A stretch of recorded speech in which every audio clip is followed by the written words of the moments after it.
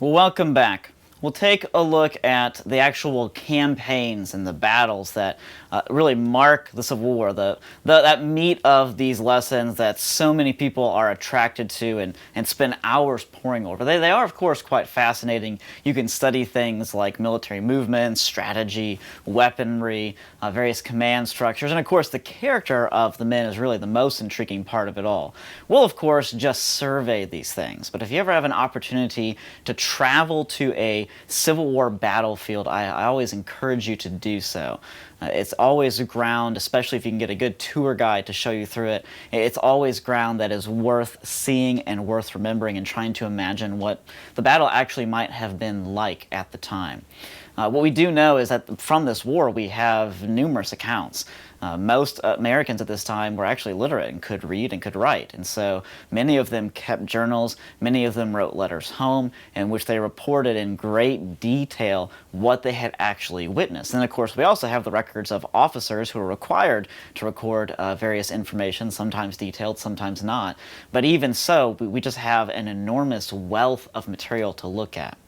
Well, what we're going to do today in this video is we're going to focus primarily, at least at the beginning, on the strategy of the war in the West. That is, the war beyond the Appalachian Mountains. And it really was here that you could almost argue the war was won and lost, because it was here that you had the widest expanse of territory. It was in the West where a lot of the key strategies came into being. And in fact, one of those key strategies was the strategy of the Union proposed by Winfield Scott, that great military advisor to Abraham Lincoln. And he called the strategy the Anaconda Plan. And it was quite simple. Basically, the Anaconda Plan said, take that great Union Navy, that great Union fleet, and surround the various Confederate states along the coast, and then gradually take over all of the rivers that surround the Confederacy and enter into the Confederacy. And if you control the waterways, you can ultimately control the land through which those waterways either surround or enter through. And in fact, it was a brilliant idea. The only problem with this plan was the Union Navy was not big enough to fully engage this. But of course, the Confederacy really didn't take advantage of that. In fact, the Confederacy had a strange idea. Their idea was to defend as much territory as possible. Do not let the Union actually spoil or set foot in any ground that belongs to the Confederacy. It really was kind of a defense of their honor, a pledge to defend all of the lives and all of the property of all the Confederate citizens, which is of course ideal and what you want to do.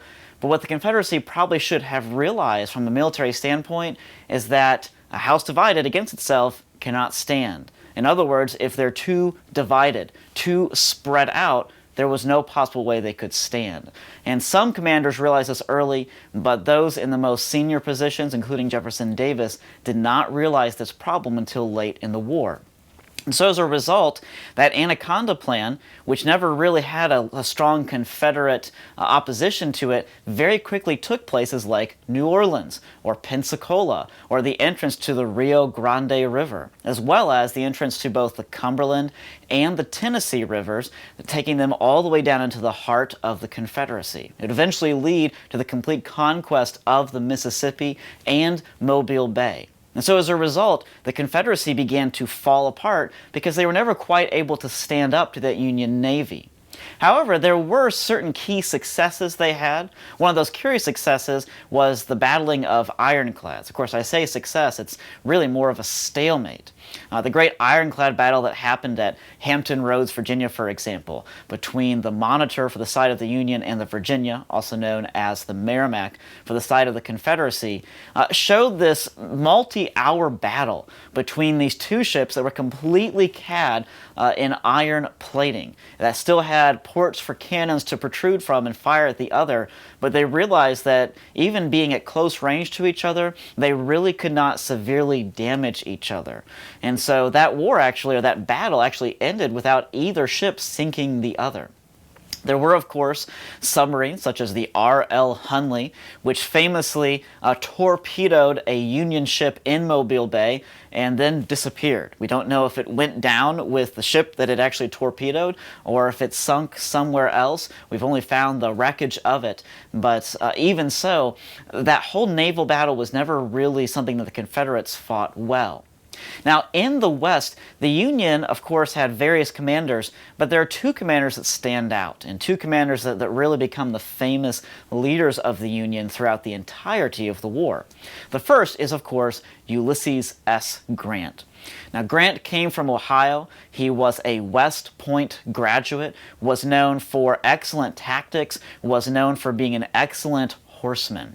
However, he had kind of come under shame previously because he'd been court-martialed for being drunk on duty. And we do know that from Grant's records that he did have a lifelong problem with that.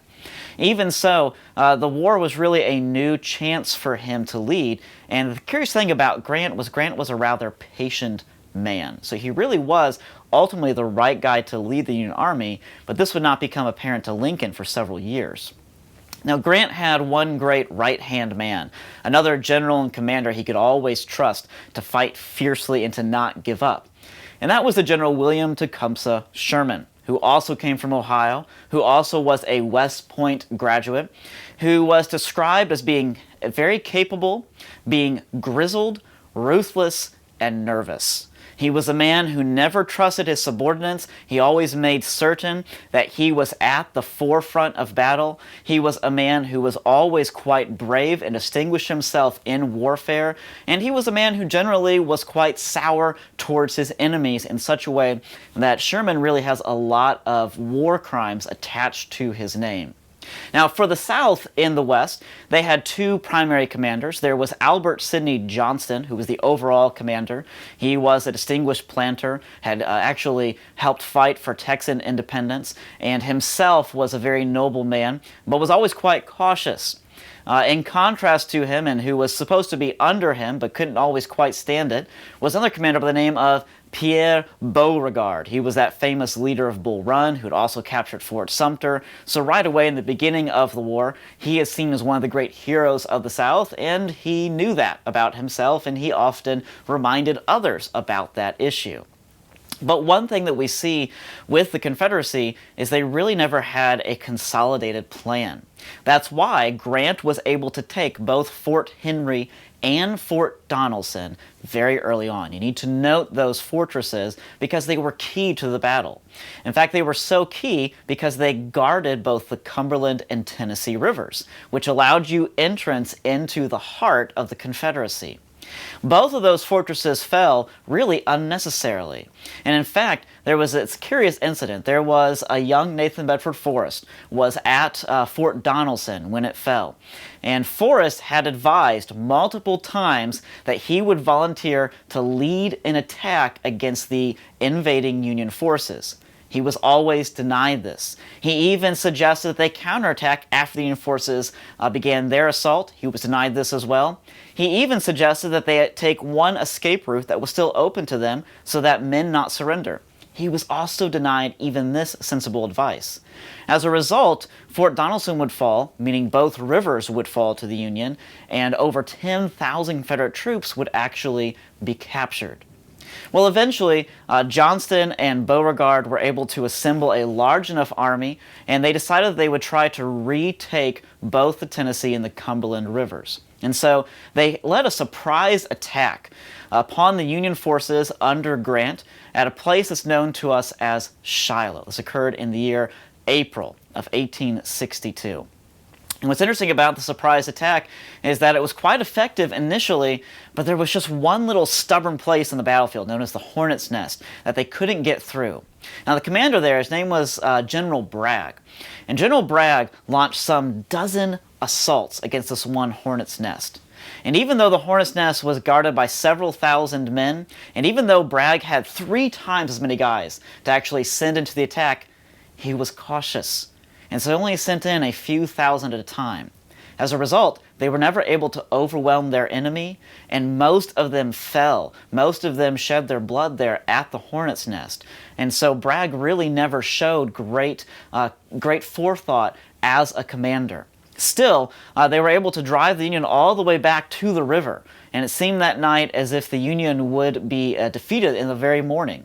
Of course, Beauregard was so confident of this that he actually slept in the tent of Sherman, which had been captured that very day. Curiously, Nathan Bedford Forrest came to his subordinates, or not to his subordinates, but to his commanders, and he told them, he said, look, listen, tonight is our only chance to win this battle. The very next day, he knew the Union would be reinforced from across the river because he saw them getting reinforcements, and he knew that they would probably wake up to a Union attack.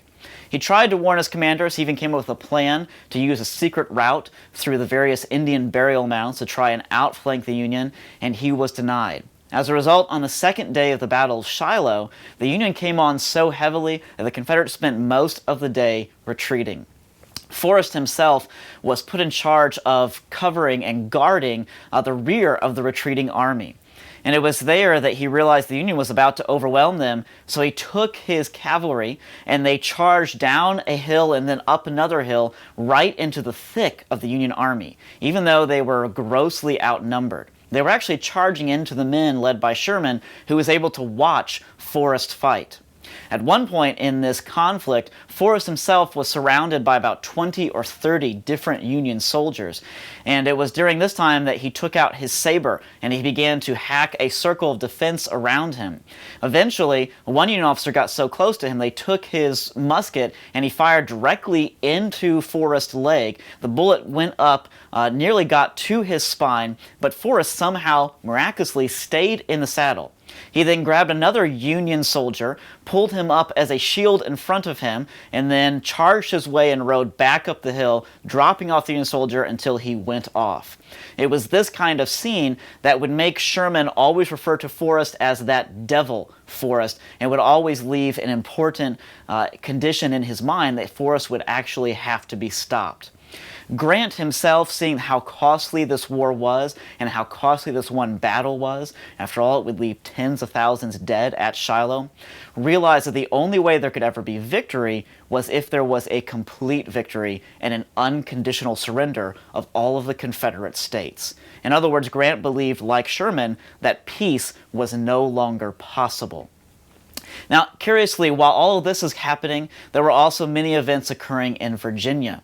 It was there in Virginia that McDowell had been replaced by a man by the name of General George McClellan, who curiously was a believer, would later run against Lincoln because he believed that Lincoln had violated the Constitution too many times. But McClellan, who was a great planner, was again overcautious, and he always believed that he needed more men. He was always telling Lincoln, well, I may have 200,000 guys, but I'm pretty sure the Confederacy has 400,000. And Lincoln famously said, even if he had 500,000, he'd probably tell me the Confederacy had over 1,000,000. Even so, McClellan came up with a brilliant plan. The plan was use that great Federal Navy, attack the peninsula that leads up into Richmond in Virginia, launch the main force there, and then send McDowell, who was still a great commander, into the Shenandoah Valley, which was the breadbasket of all of Virginia and in many ways of all of the South. To do this, not only did he have the superior navy, but he also had an army that outnumbered the Confederacy 2-1. Lee would have to fight him on the peninsula, and this famous campaign known as the 7 Days Battles would actually earn Lee great distinction. But Jackson was put in task of defending the Shenandoah Valley. Now, Jackson never had more than 17,000 men against a force of 52,000 men on the Union side. But in order to try and compensate for this great inferiority in terms of numbers, Jackson employed several brilliant tactics. In fact, one of the things that Jackson would do was he would trick the Union Army into thinking that he had more men than he actually did. He would often have his men show up on one hill, fire at the Union Army, and then some of them would quickly go back down while the other men continued the firing. They would then march or run over to another hill and then continue the firing from there, giving the illusion that they had many more than they actually did. As a result, McDowell was very cautious in the Shenandoah Valley, which would ultimately cause him to lose some 4 battles to Jackson's men. In fact, he estimated that Jackson had anywhere from 50,000, the same number he had, to as many as 200,000. That's how good Jackson and his foot cavalry, as they became known as, were good at deception. Now, they were called foot cavalry, the Stonewall Brigade, as they were also known as, because they were men who were very used to marching. They marched an average of 13 miles a day, carrying things such as their homespun garments and a frying pan around their actual uniform or their imitation at a uniform. In fact, they would once march famously as many as 50 miles in a single 36-hour period. But they always fought fiercely for Jackson because they respected and loved him, but also because they were fighting for their home. That's really how you explain the Confederacy's brilliancy in warfare. But we'll take a look more in the next video.